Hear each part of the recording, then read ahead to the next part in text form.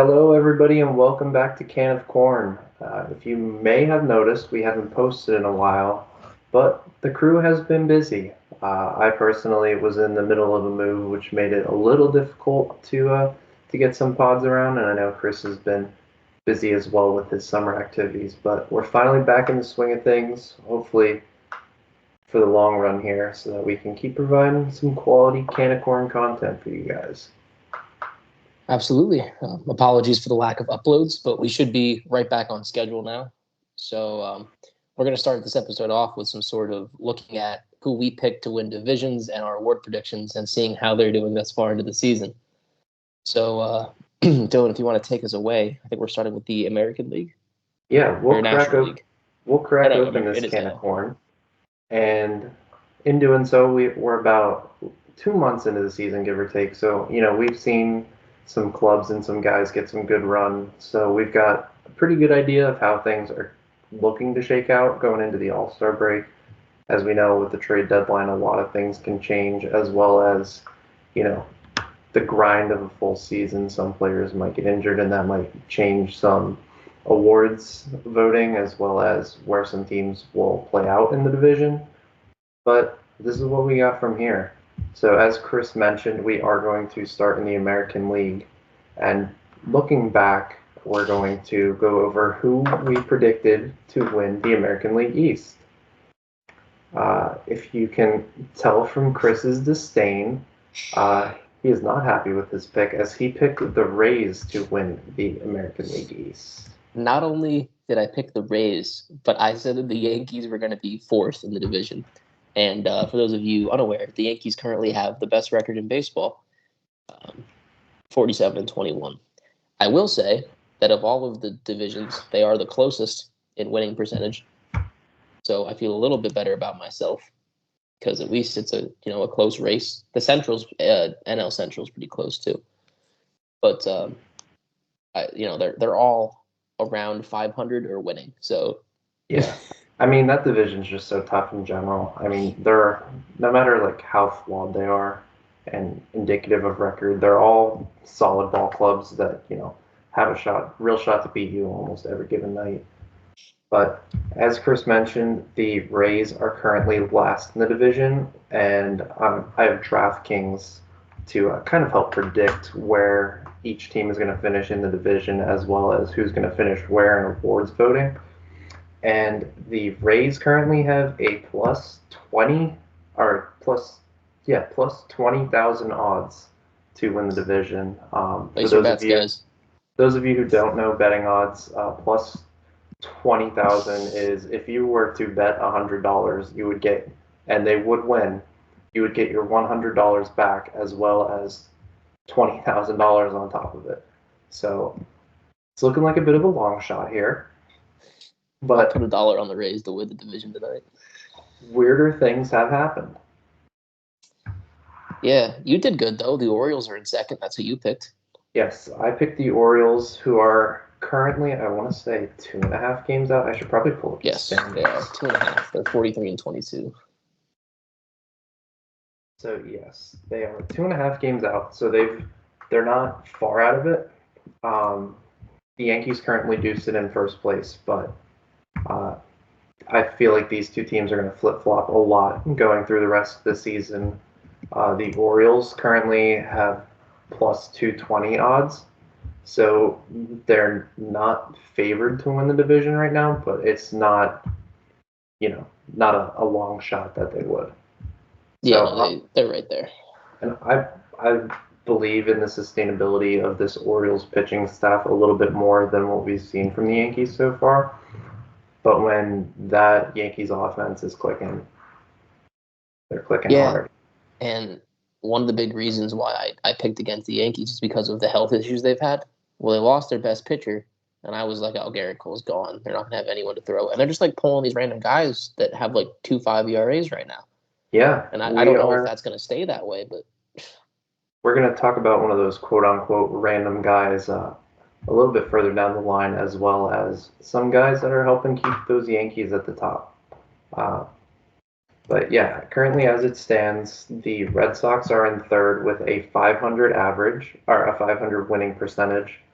and the Blue Jays are in fourth with a 485. They're only one game back of the Red Sox, but as we mentioned, we've got the Orioles and Yankees at the top, and then there's a pretty substantial gap, 13 games between the Red Sox and the Yankees. So really, it's looking like it's going to be a two-horse fight in the remainder of this division for the season. I concur. Shall we move to the Central? Yeah. So both of us didn't do the greatest so far with these picks. I picked the Twins, who currently are sitting third in the division. They are 8 games back of the Guardians. Do you remember where you had the Guardians to finish? Oh, I can tell you in about 3 seconds. I had the Guardians at here it is, third.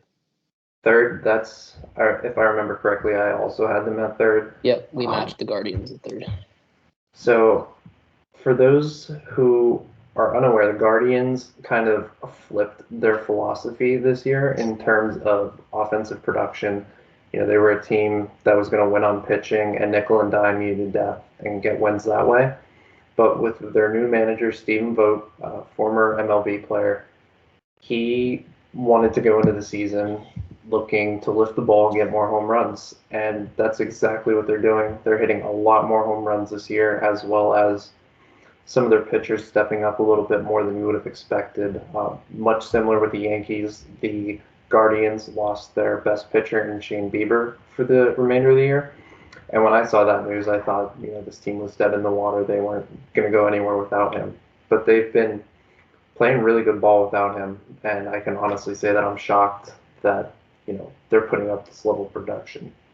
Yeah, and I also want to add they are 21-8 at home. That's a pretty crazy stat. Yeah, they're very good at home. Progressive Field was not always a easy park to hit at, and the fact that they're doing that at home is pretty huge for them. It is, and I'm pretty sure I'd have to actually look and go back and see what we said, but I'm pretty sure we talked about how the Central is generally just a toss-up, and yeah. And if I remember correctly, the second place Royals, I had to finish fourth. I think we both did. I knew that they were going to be a lot more competitive this year than they had been in previous years, but I didn't expect this level of production out of them either. They just have a lot of young guys playing with nothing to lose, firing on all cylinders, and it's genuinely a really fun team to watch play. Yeah, if they play their cards right, not they're a bad team this year, but in the coming years they could be scary with the young talent that they have if it progresses the way that it should.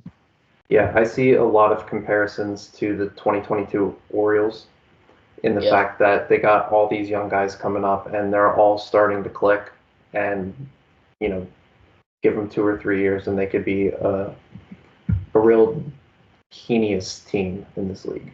Yes, I think the only team we haven't touched on. I mean, I picked the Tigers. They are fourth in the division, sub 500 right now, 10.5 games back. My first 2 picks are not looking good for us, to be totally honest. I'm not an AL guy, so as we all know, I am more of a National League man. But my research did me wrong with these rankings this year. Yeah, no, I mean I was high on the Tigers this year too. As I mentioned in a previous pod, I thought Torkelson was going to build off of his big second half he had last year, and as of I want to say a week ago, he is now playing in AAA. Yeah, because he couldn't hit water if he fell out of a boat. Yep, I love that saying, that manager reference when he says that after the game. That's awesome. Yeah, so that about sums it up for the Tigers. I feel like it's a lot of underwhelming production from guys they expected it to. Although they do have one guy who is absolutely balling out that we will touch on later in our awards recap. But my pick, the Twins, they're currently sitting third, 8 games out from the Guardians. They're playing all right. They have a lot of the injury bug going on, but realistically, this division was regarded to one of the quote-unquote easier ones to win going into the season. So that really doesn't kind of justify any excuse here for the Twins. Yeah, I agree. We're not going to touch on the White Sox because their winning percentage is actually lower than most team batting averages. So White Sox are just putrid right now, so Yes. we won't Oh, we won't say much more on that. Currently, the Twins have a plus 425 odds to win the division, so not too far out, yeah. but it's a little bit of a long shot. And the Tigers are currently sitting at plus 1800, which the separation between them isn't nearly as drastic as the fourth place separation with the Blue Jays, so there is still a shot. Yeah. I really just don't see it happening. Nor do And I. the White Sox have a plus 50,000 Yeah. odds Yeah. to win the division, so I don't think they're making a comeback anytime soon. Officially the worst team in baseball. That is correct. Moving on to the West. Yes, We had the West is a division I feel like we you butchered could have this. you could have given so many different outcomes, and I don't think anyone would have predicted the Astros to not only be No. out of first place, but also be 7 games under 500 this far into the season. Oh, and they're 7.5 games back from the lead. It's not even that the Mariners are playing incredible baseball. It's just everyone else in that division is playing bad baseball. Yeah, I mean, the Rangers are, as I mentioned with the Twins, the Rangers are almost worsely bitten by the injury bug. Seager's out again. Yeah, and I know a lot of their pitching staff is also out. Um, but the Mariners, as we mentioned, they're in first place right now, sitting at 38 and 30. We've got the Rangers at 31 and 34. They're 5.5 games out. The Astros, they've been getting a little bit hotter as of late. I know they're back into the bullpen that we were very high on, as were a lot of people. Has not been living up to par. Abreu's starting to come into himself a little bit more, but Presley and Hader are just they're blowing games left and right in the back of that bullpen, and that's really what's killing them. Ever since Matt Vierling, man, Josh Hader just hasn't been the same. He has not. But Astros in third, 30 and 37, followed by the Angels at 25 and 40, and the Athletics at 26 and 42. But The the A's Athletics were, do have a shining star. yes, they do. The Athletics were hot for a bit. I did think that they had a chance to, if the Astros kept up that level of play, kind of sneakily finish third in that division, but they've really fell off as of late. Only Yeah, won last 10 3 games of they're their 3 and last 7. 7. Yeah, so not the best look from the A's. But if we go to the odds from DraftKings, currently the Astros, even though they are in third, they actually have better odds to win the division than the Rangers. Astros are plus 350 to win the division. So maybe we'll see a midsummer comeback and bring some life into this team. But I know Yeah, for it's one, crazy the fall off there. I could definitely do with an off year from dealing with the Astros in the Yes. playoffs. Uh, Still mortified from 2022. Jordan Alvarez is scary, Yes. and even though this back end of the bullpen hasn't been what we all thought it was going to be, if you bring them into the playoff atmosphere, they are the last people I would want to see face my team. Yeah, I mean, everyone was talking us up. I had no faith in the bullpen to begin with. I don't know where this random Phillies oh, the bullpen's going to be so great that no, the bullpen's never great. Delusional. But just had to throw that in there because I'm angry before we move to the National League. Well, that's actually a really good segue because our next division is the National League East, home of our Phils. Got the new Phils hat on. Chris got his Phils stuff on. I'm watching the Uh, game. It's in the corner right now. It's on commercial. I'm not sure what the score is. yes, but we are living in our glory right now as Phillies fans, as they hold a whopping 9-game lead on the Braves. Uh, Currently, we have the second best record in baseball at 45 and 20. As I mentioned, with the Braves being 9 games back, they are 35 and 28. So they're still holding on pretty well. they also lost their best pitcher in Spencer Strider, and that's really hurting them, And as their best well bat. as, yeah, their best bat in the reigning MVP, Ronald Acuna. He's out the rest of the year with another ACL tear. Yeah, and it is bad for baseball when these kind of guys get hurt. Do I think that they would be in front of the Phillies? Maybe not, but I think they would be close. Um, I mean, Spencer Strider probably would have pitched 8 games now that he hasn't pitched. That's probably 7 wins if we're being realistic. Yeah, Um, Acuna always adds a win or two here or there, so we'd probably be about even if I had to guess. yeah, definitely. And I really want to see these two teams play each other at the peak of their health. 100 percentile outcome for each team. I think it would be a very close series, but unfortunately, that's not what we're going to get this year. Um, but as we move into injuries, the Phillies are uh, No. not without injury either. Trey Turner's just been out for the last, what, 3, 4 weeks. Yeah, he's coming back this weekend, I think they said. Yeah. Marsh has been out for about a week and a half, 2 weeks, and now JT is getting surgery on his knee to repair a meniscus. So he's Yeah. looking at about a month on the IL. So it's with, I mean, I think the JT injury is the biggest one, obviously, with him being starting backstop, and he's kind of been, playing above what we saw last year and even the year before that this year.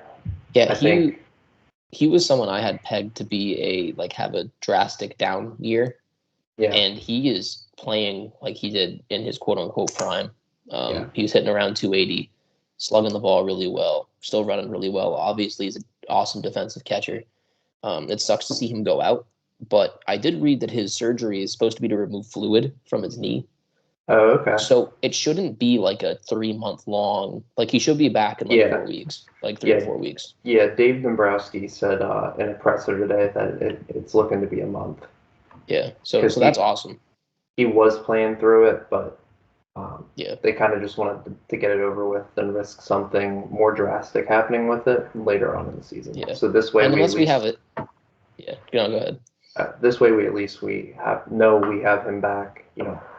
Really leading into those dog days of summer where the baseball can get real tough. Yeah, and I mean, unless the Phillies have an insane fall off, they're going to be a playoff team. Honestly, even if the Phillies have an insane fall off, they're going to be a playoff team. Yeah, And I think the most important part is having everyone healthy for playoffs. So I think it was a really good move to have him get his surgery now, and then when he comes back, he'll come back hungry. He'll come back wanting to hit, wanting to play, really rejuvenate the team when he comes back off injury.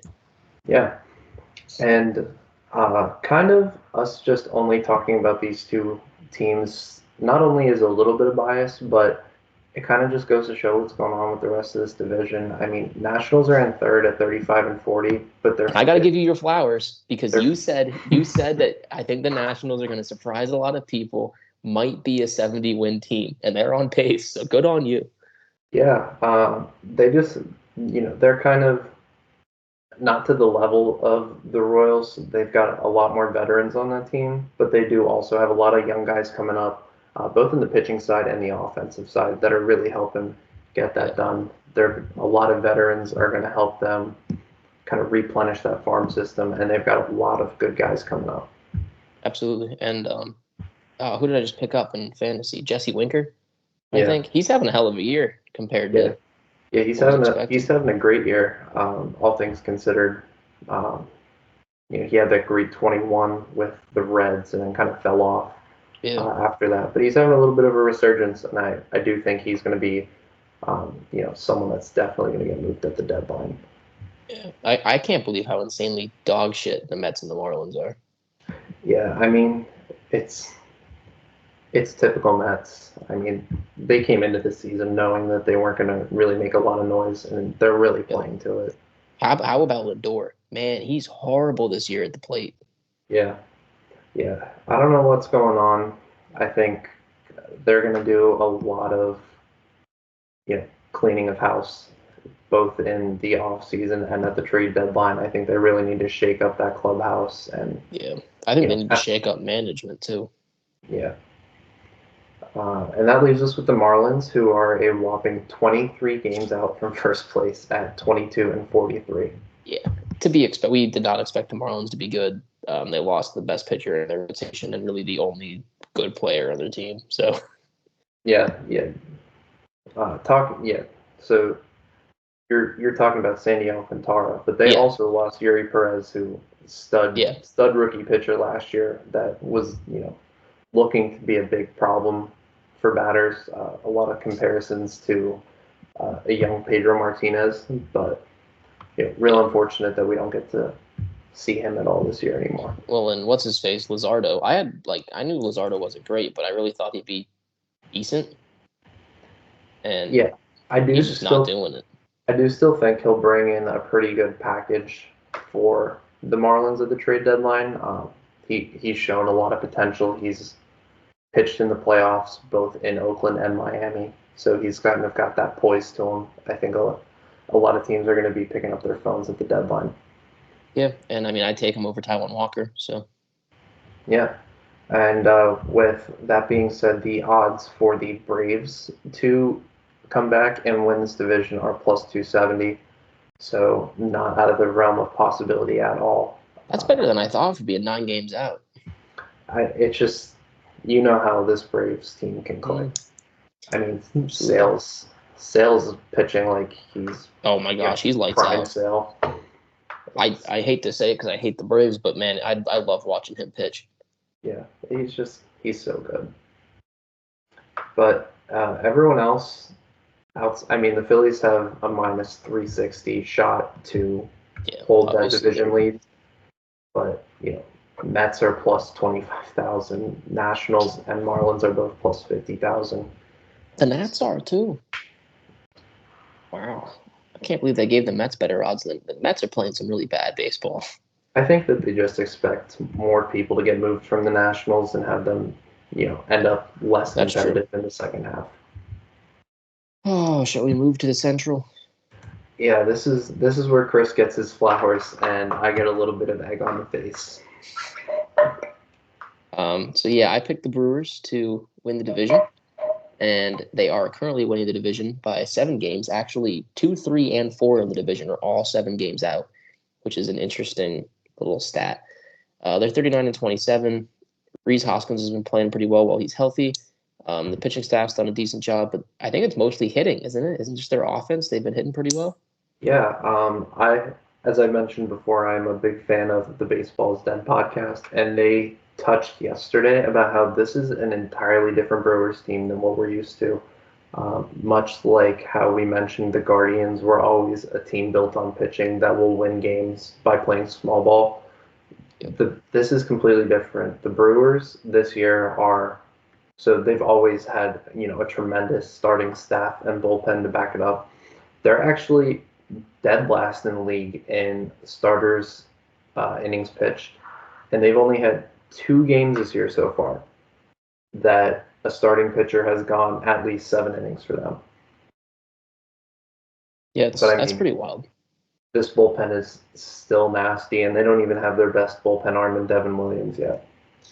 Yeah, I think they could definitely be an underdog in the playoffs. And I mean, if you look, if the Brewers are in the West, they're still second in the division, 1 game behind the Dodgers. Yeah, The Dodgers is who everyone thought was going to be like the gods of baseball this year. And so yeah, I think they're legit. yeah. I definitely think the Brewers are legit. One quick note you touched on, you included that there are 3 teams 7 games out. The Pirates in last are only a half a game back of that. They're 7.5 out. Yeah. Tight race for second in the Central. Yeah. Paul Skeens, But he's pitching tonight. yeah, yeah, I'll have to check his line later. Yeah, But definitely. my pick, the Reds, as mentioned, tied for second, 7 games back. They've been a real streaky team. They'll go Mm-hmm. on and win a bunch of games and then followed up by losing just as much. Currently sitting at 32 and 34, so they're hovering that 500 line tight.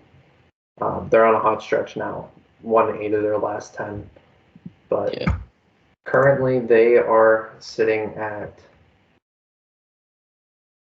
plus 900 odds to win the division out of the 3 teams they're tied with. they have the worst odds, but the Brewers are holding the solid line at minus 170. So I really don't see anyone taking that division from them. I think it's theirs to run away with. Yeah, I don't either. And then I can get to rag on you a little bit. Dylan picked the Reds to win the division. As we said, they're all kind of together, so I'm not going to harp on it too much. And it's 7 games back, so it's not a super crazy margin. It's closer than all of the other divisions in the National League, but they are Yeah, third. their problem is when they go cold, legitimately everyone in that lineup goes cold. Yeah. And then they all get hot together, which it's great when they're all hot together, but you need some guys to kind of stay hot while everyone else is cold. But it's been disappointing from my end. But. Yeah, but I mean, hey, there's still a chance they get hot. I just can't see the Brewers going too cold. No, not at all.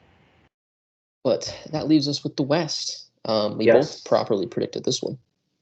Yes, and we mentioned before that the Dodgers aren't quite what everyone expected, being these gods of baseball going in, but they have the best odds to win a division. They are minus 2,500.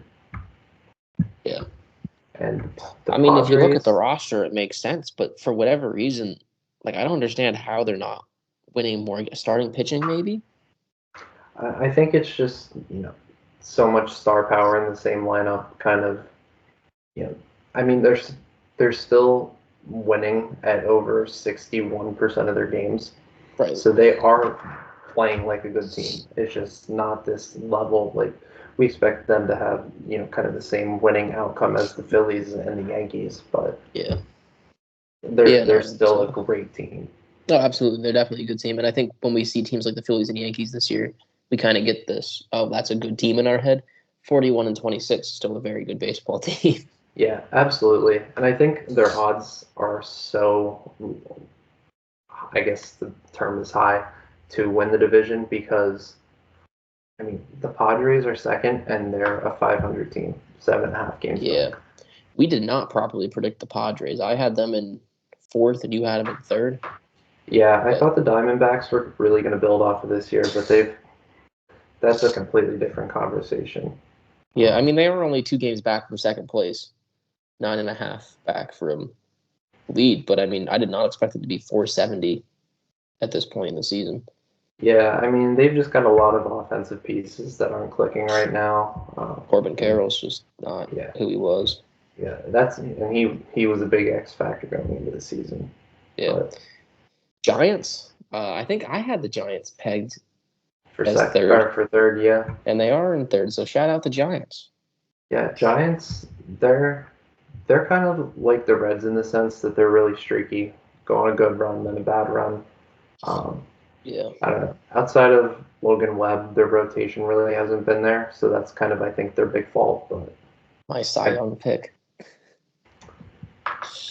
Which, after I say that the Rockies are really bad as expected, we can discuss yeah, absolutely, that brings our us right into picks. Cy Young.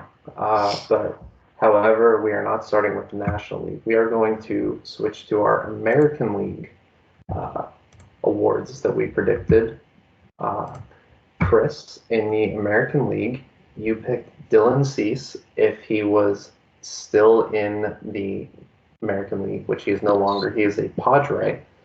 Yes. But your caveat to that pick, because you, with the powers of foresight, knew he was going to be out of the league, you pivoted to Tarek Skubal, who currently leads in odds to win the Cy Young at plus 125. Hey, that Skubal, was me kind of just spiraling off of you talking highly about him. So yeah, Skubal's great. nasty. Him him and Ranger Suarez right now have strong cases for Yeah. the best left-handed starting pitchers in baseball, and you can Even just the go, best pitchers in baseball right now, the way the two of them are throwing. yeah, you really could go 1A 1B here, but Scooble, I really think that he's kind of off on his own in this race to win this Cy Young. Corbin Burns does come in at plus 450. Not bad shot, but No, it I is do. interesting though. Fantasy points wise, he's like ninth in starting pitchers.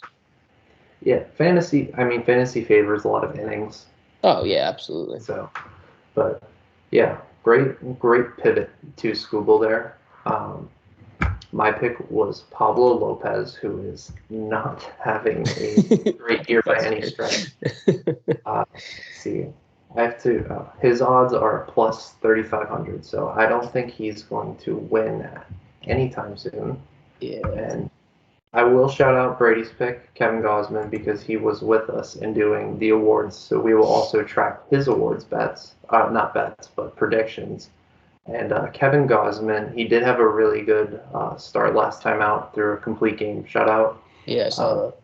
but his odds are not looking great either. He is at plus 4,500. Yeah. He just had a few bad starts in there, and I think that kind of ruined him. Yeah, I do think that he might be a candidate on the trade block this deadline. So we'll have to see. Maybe he won't finish in the American League, and Brady can get out of that prediction. Have the Phillies trade Taiwan Walker for him. For those of you listening, I hate Taiwan Walker. Yeah, Taiwan's bad. So there's kids on my college, my NAIA baseball team that could throw harder than Taiwan Walker does, and that's not even a joke. Shout out Yeah. Tristan Bear. All right, and that will bring us into American League MVP, and all of us did not do great on this one. Corey Seager. First off, I want to just start by talking about Aaron Judge. If you have not been tuning into what Aaron Judge has been doing, he's literally been putting up video game numbers. It's ridiculous. He's insane. He's absolutely insane, and I wouldn't be shocked if he breaks his home run record. Yeah. He is plus 110 to win the MVP, so he is currently the favorite. Teammate Juan Soto is also in that top three with plus 475. Going into April, it looked like Soto was really going to be the teammate that kind of was more prevalent to win the MVP. But just this last month and a half from Judge has been ridiculous. Yeah, and I kind of mentioned it that if Judge stays healthy, he's on a different level than Soto. He's on a different level than anybody. It's just an if he stays healthy. And I mean, he's done it so far, and that's what's ruined Seager. I mean, when Corey Seager's healthy, he's hitting over 300. He's hitting with power. He's doing all the stuff on defense. He's great. It's just he's not healthy, and that's what's ruining him. And I mean, Judge, man, it's just he's a different kind of ball player. Yes. So as we mentioned, the Corey Seager pick, both by Chris and I, is currently sitting at plus 3,500. I really don't see him making any shot to come back, especially now that he's injured again. I think that's pretty much a lost cause.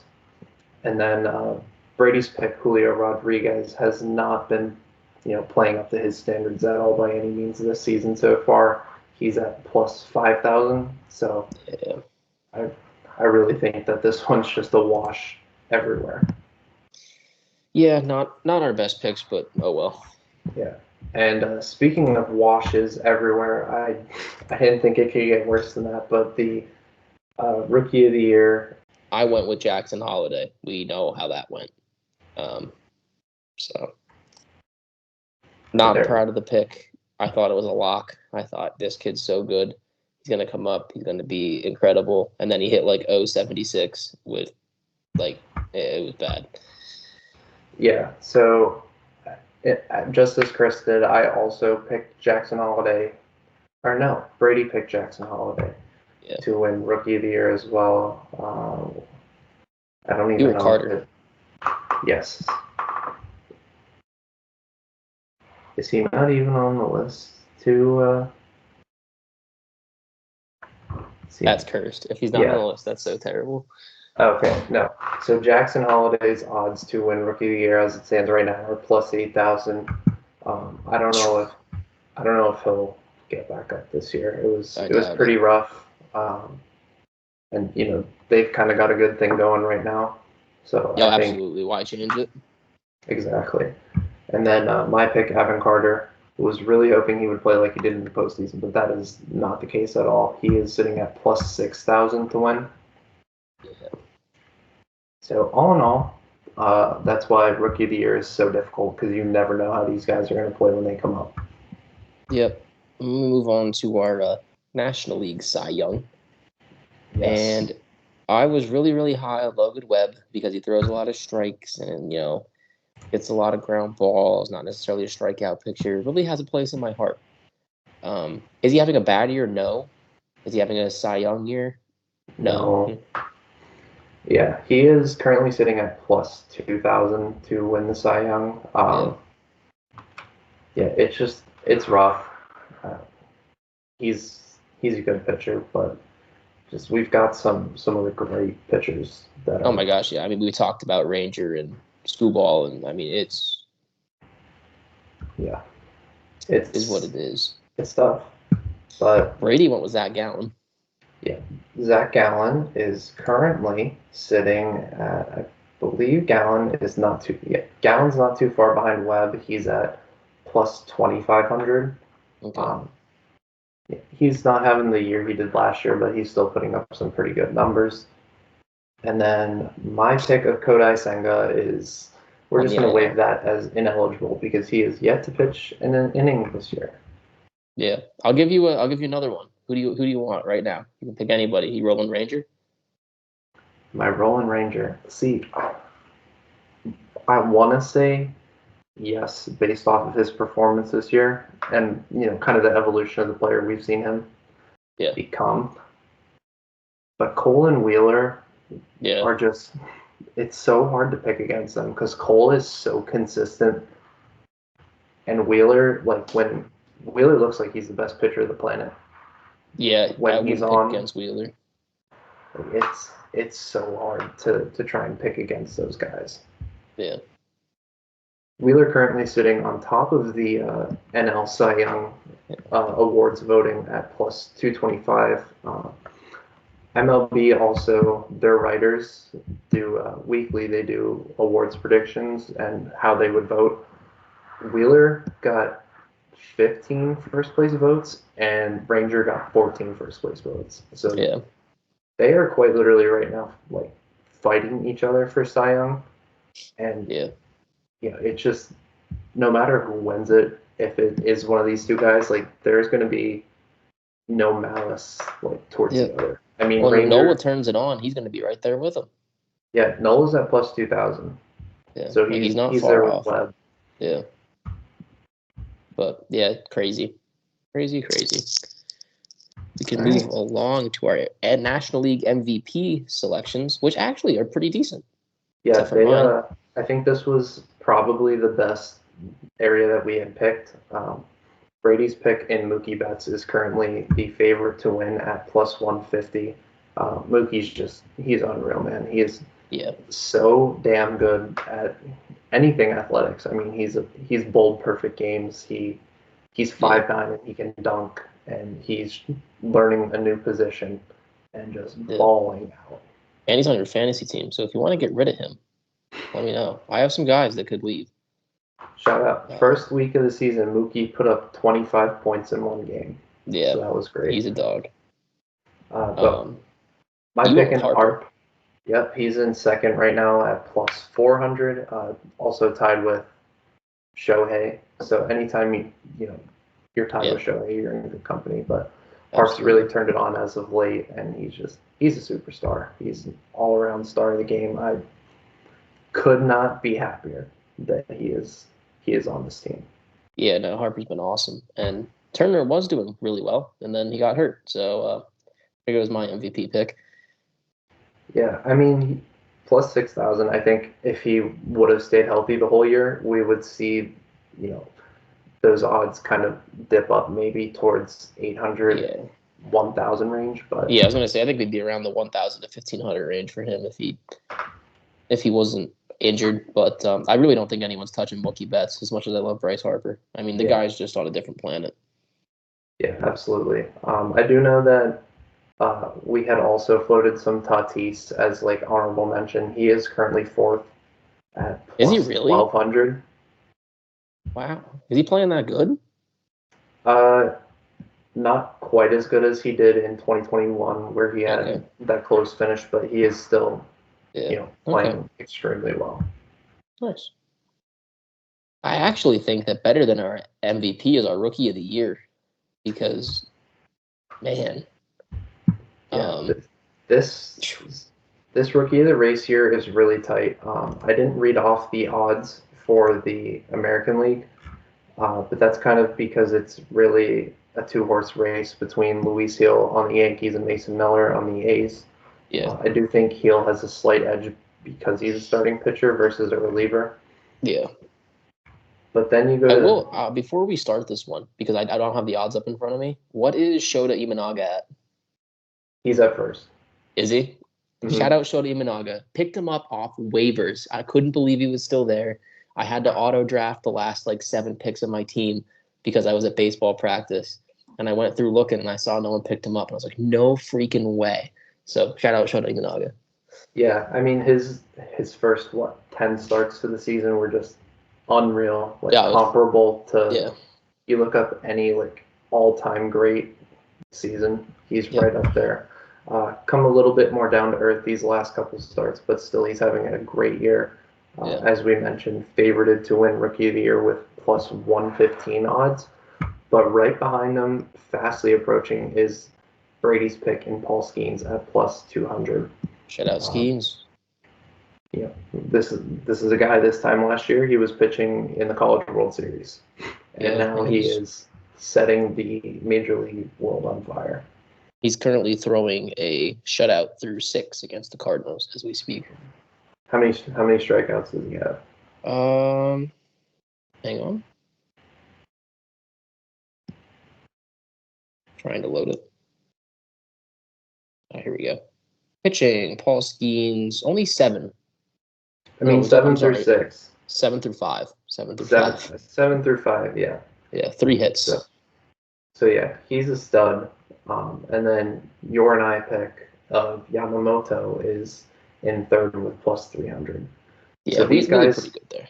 these guys are all really close. I think anyone can have kind of a rough month and drop out a little bit, but for the Yep. most part, like these are going to be the three guys that finish in the top three, and more impressively so. Like, when was the last time you've seen three starting pitchers compete for a Rookie of the Year award like this? Yeah, I mean, we don't even have an offensive mention. Like, Yeah, I mean Joey Ortiz is in fourth at plus 1,000, but then it yeah, goes right but I back to mean, pitching with yeah. Jared Jones. Mhm. And I'm sorry, I don't think he has a chance to win it. Like, I think this is a No, pitching race through and through. And I mean, Yamamoto kind of hurt himself. Those first couple starts for him were a little shaky, and then now that he's found himself, I think he's going to have a really good case because it. I mean, not that I think he's gonna, but like Skeens having one bad start and not pitching the whole year is going to deflate his stats more than it will Yamamoto, who has a full season worth of pitching. yeah, absolutely. Um, so all in all, in hindsight, um, we weren't necessarily very accurate, but I would say that we were precise because of the categories that kind of more so both in division and in awards predictions. Like when we hit, like all of us were pretty Yeah. close, Mm-hmm. but when we missed, all of us were far off. Yeah. AL MVP as an example. Yes. But anyway, I think that just about does it for this episode. Chris, you got anything else you want to add? No, that's about all I got. I'm gonna finish up watching this Phillies game, but before I do that, I want to thank everybody for tuning in. We always appreciate the listen. We were going to be recording more regularly again. I'm going to try to either get my laptop fixed or get a new laptop, one of the two, because I have no audio. Then I won't have to listen to me talk on my phone speaker thing through my wired earbuds anymore. But yeah, thank you guys. And if there's anything you guys want to hear us do, as you know, you guys can always reach out to us. Social media, we have all that stuff linked. Send us a DM, send us a text. Most of you know who we are. Let us know some ideas, some stuff you guys want to hear, and we'll be more than happy to do that. And as always, go Phils. Yeah, absolutely. Thank you guys.